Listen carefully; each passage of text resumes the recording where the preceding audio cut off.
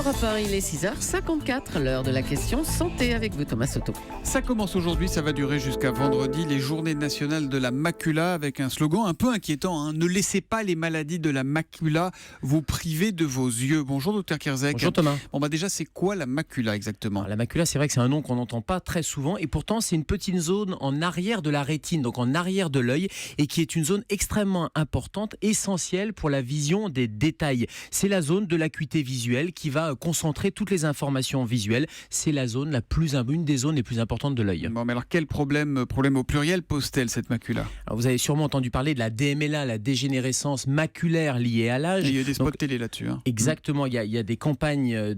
Parce que c'est la première cause de malvoyance chez le plus de 50 ans. Alors c'est une atteinte de la vision centrale. Donc la DMLA, on commence à avoir quelques informations avec ces symptômes. Vous savez, la vision qui est déformée, les lignes droites qui se déforment, qui sont noire au milieu du regard qui sont aussi, un peu gondolées. Et au fur et à mesure de l'évolution, c'est effectivement la vision de détail et une vision centrale qui va être altérée. Donc la DMLA, c'est une des causes de cette atteinte de la macula. Mais il y en a une deuxième, et c'est l'objectif de ces premières journées nationales de dépistage. C'est la maculopathie diabétique, l'atteinte, la maladie de la macula liée au diabète. Le diabète peut attaquer nos yeux, c'est ça? Oui, le diabète atteint tous les organes, on le sait, le rein, le cœur, les petites artères et la macula également, la rétine. Et la rétinopathie diabétique, c'est une cause importante parce que l'excès de sucre va aller se mettre au niveau des petits vaisseaux, va faire éclater les vaisseaux de la rétine.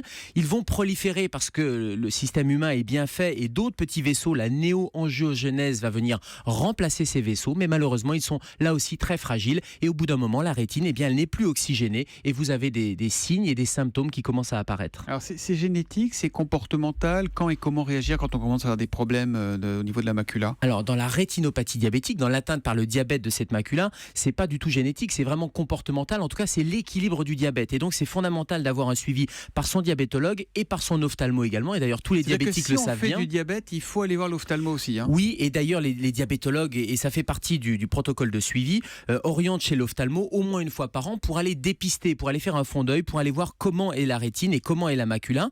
Et l'équilibre du diabète est fondamental. On entend souvent parler des prises de sang avec l'HbA1c, l'hémoglobine glycosylée qui doit être en dessous de 7% et qui est le reflet finalement de l'équilibre du diabète. Et quand on dit qu'il faut contrôler le taux de sucre, c'est en particulier aussi pour éviter les complications au niveau ophtalmologique. Donc diabétologue plus ophtalmo, c'est essentiel chez le diabétique. Ophtalmo, c'est facile à dire, mais il y a des régions où il faut 6 mois ou plus pour décrocher un rendez-vous chez l'ophtalmo. Comment soigner? Comment faire? Il faut aller aux urgences quand on a un souci? Pour soigner, déjà, le bon message, c'est que plus on le prend tôt, plus on dépiste, plus ça se soigne, notamment le laser. Ça se soigne donc Oui, déjà. ça se soigne, c'est réversible et c'est fondamental de le prendre relativement tôt. Dans les deux cas, DMLA et diabète ou que oui? Oui, DMLA, on peut ralentir le processus et dans le cas du diabète, on peut soigner, et en particulier avec le laser. Mais vous avez raison de dire qu'il n'y a pas que les ophtalmos et en particulier, il y a de nouveaux appareils et les orthoptistes ou les infirmiers, c'est-à-dire du personnel non médical sous délégation de l'ophtalmo, peut aller dépister, en particulier avec le rétinographe. Et ça, c'est important parce que même si vous n'avez pas encore de rendez-vous chez l'ophtalmo, eh bien, il existe d'autres professionnels qui peuvent dépister et qui peuvent ensuite orienter chez la bonne personne pour pouvoir faire le traitement, par exemple le laser. Donc orthoptiste ou les autres, c'est qui vous dites? Orthoptistes ou des infirmiers qui sont spécialisés. Et ben voilà, ne laissez pas les maladies de la macula vous priver de vos yeux. À l'occasion de ces premières journées nationales de la macula, il y a un site qui est ouvert qui s'appelle www.journée-macula.fr avec toutes les infos pratiques. Merci et à demain docteur. À demain toi.